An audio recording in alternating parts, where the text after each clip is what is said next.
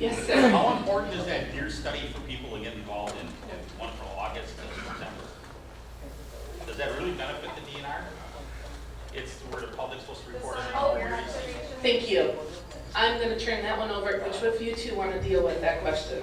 One of you wildlife folks are taking that question. Go ahead, stand up, turn around, talk to the man. It's pretty important that more people participated in it than not, because the numbers have been dwindling the past couple of years. So the data that we get is only as good as how many people actually put effort into it. Otherwise, the results we get are that there's no deer in Manitowoc with fawns right now, and obviously that's not the case. So the more input we get from folks, especially from diverse areas of the county, so we can collect a bigger area than just say along 43 or one of the routes that everybody's driving along, it's pretty helpful. And the DNR staff does put that into it too, but we tend to be a little bit biased because I'm always driving out to Collins because that's one of my properties. So I don't get down to Cleveland or Peel or some of those other areas as much. So if everybody could enter, just a few days worth of what they've seen, we'd be able to get a great data set. Does that also count for the ones that we run over with the semi?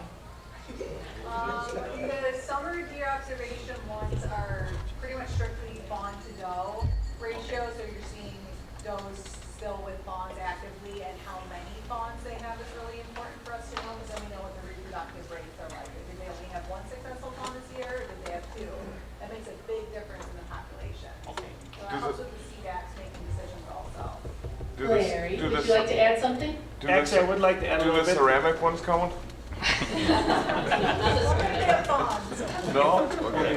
If I could add something to that, because I've been part of the fall deer observation as a hunter, and it used to be a little bit complicated to enter things in. I think that frustrated some people, and people left the system because it was cumbersome to do, a daily observation. And then sometimes they'd log like 30 days, it would take you hours to put all in. The system has improved incredibly.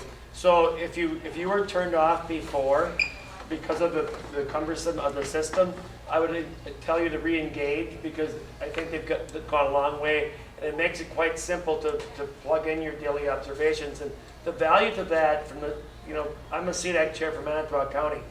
If only 10 hunters tell us what they're seeing in the fall, it gives us limited observations, when we know that there are probably 1,000 hunters out there in the fall. So if you want your CDACs to make proper choices for your county, give them the best data that you can. So I encourage everybody to go to that deer observation thing. You can just go to the DNR website, under search deer observation, and click that. It'll tell you exactly where you need to go and how you need to describe everything you're seeing. You can do the summer one, you can do the fall one, but it's quite simple. But from the CDAC perspective, if you're not going to give us the information, we can't use it. Yeah. So I would encourage you to use what's there. Thanks, Larry.